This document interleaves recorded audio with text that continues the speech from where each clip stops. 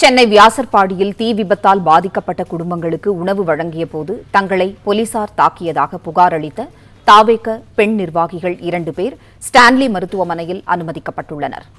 செய்தியாளர் கதிரவன் இணைப்பில் இருக்கிறார். கதிரவன், வணக்கம். கூடுதல் விவரம் என்ன, சொல்லுங்க.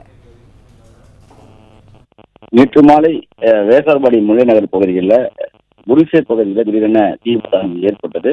சுமார் 15க்கும் மேற்பட்ட குடிசைகள் தீயில் எரிந்து நாட்டமாகி நிலையில் அதில் ஃபர்ஸ்ட் அந்த 30 குடும்பங்கள் பாதிக்கப்பட்டு அருகில் உள்ள பள்ளி ஒன்றில் தங்க வைக்கப்பட்டிருக்கிறார்கள்.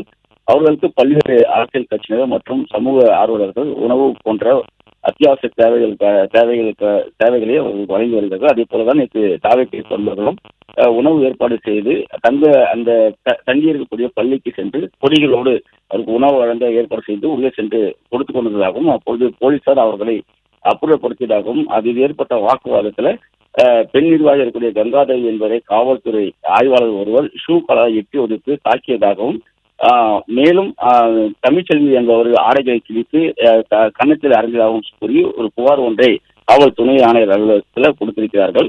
அது மட்டும் இல்லாமல் இந்த 2 பெண்களும் போலீசார் தாக்கியதில் காயமடைந்து ஸ்டான்லி மருத்துவமனையில் அனுமதிக்கப்பட்டிருப்பதாகவும் தெரிவிக்கப்பட்டிருக்கிறது.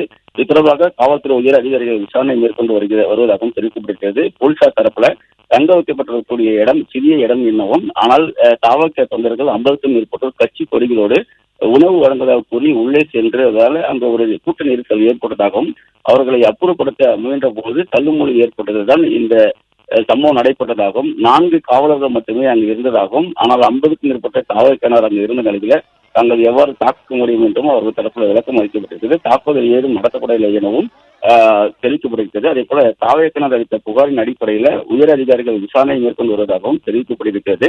தற்போது அந்த தாக்குதல் சம்பவத்தின் போது தள்ளுமொழி ஏற்பட்ட போது எடுக்கப்பட்ட வீடியோ காட்சிகள் வெளியாக இருக்கிறது. அவர்கள் போலீஸ் அராஜகம் ஒழுகி எனவும் அந்த பாதிக்கப்பட்ட பெண் மயங்கி விழக்கூடிய காட்சிகளும் அதில் இடம்பெற்றிருக்கிறது. தற்போது 2 பெண்களும் ஸ்டான்லி மருத்துவமனையில் அனுமதிக்கப்பட்டிருக்கும் நிலையில் அவர்கள் மனித உரிமை ஆணையத்திலும் புகார் அளிக்க இருப்பதாகவும் தகவலானது தெரிவிக்கப்பட்டிருக்கிறது. தொடர்ந்து உயர் அதிகாரிகள் இந்த சம்பவம் தொடர்பாக விசாரணை மேற்கொள்ளப்பட்டு வருகிறது.